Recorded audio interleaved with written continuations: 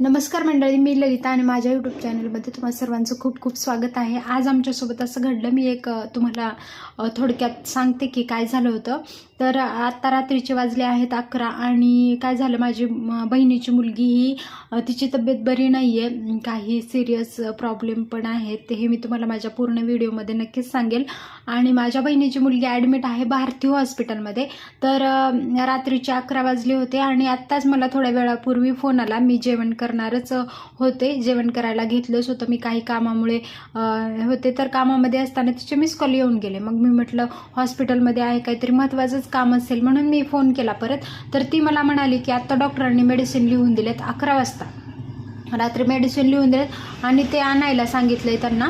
आणि ते मेडिसिन जाऊन त्यांनी मेडिकलमध्ये चौकशी केली, ते मेडिसिन निघाले 7,500 रुपयाचे। आता मी ते मग नंतर तिने मला पण मी तिला सांगितलं मला पाठव, आपण बघूयात, जर गरजेचं असेल तर आता आणूयात, नाहीतर उद्या सकाळी त्यांना डोस द्यायला सांगूयात। कारण कसं असतं, हॉस्पिटलच्या इथून आपण मेडिकल घेत असताना ते आपल्याला खूप महाग पडतं आणि त्यांना पण प्रत्येकजण तिथे वॉर्डमध्ये ॲडमिट असलेले तेच बोलतात की तिथे असलेले मेडिसिन खूप महाग आहेत आणि तेच मेडिसिन बाहेर खूप कमी प्राईजमध्ये त्यांना मिळतात आहे।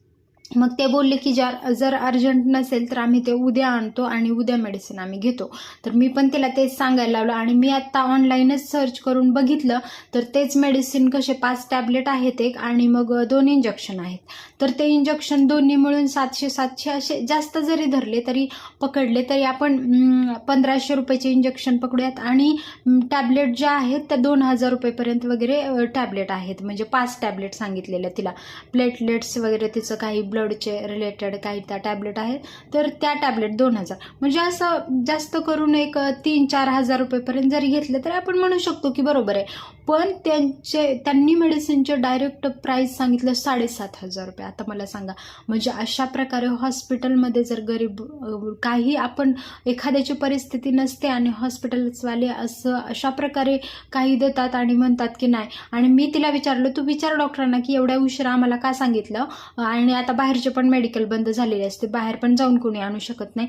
तर ती मला म्हणाली आम्ही विचारलं तर ते म्हणतात की तुम्हाला सुट्टी होणार होती म्हणून आम्ही नाही सांगितलं आणि आता गरज आहे। मग मी म्हटलं गरज नसेल तर आपण उद्याच देऊयात, कारण माझ्या बहिणीची परिस्थिती पण एवढी, आत्ता ते 4-5 महिन्यापासून हॉस्पिटलमध्ये तिला दाखवत आहेत, खूप खर्च होतोय, रोजचं हॉस्पिटलचं भाडं आहे 3,000 रुपये आणि त्याच्यामधून जे काही बाहेरचं मेडिकल देतात सगळ्या गोष्टी ते खूप म्हणजे महाग पडतात, त्यांची ही परिस्थिती नाही आहे।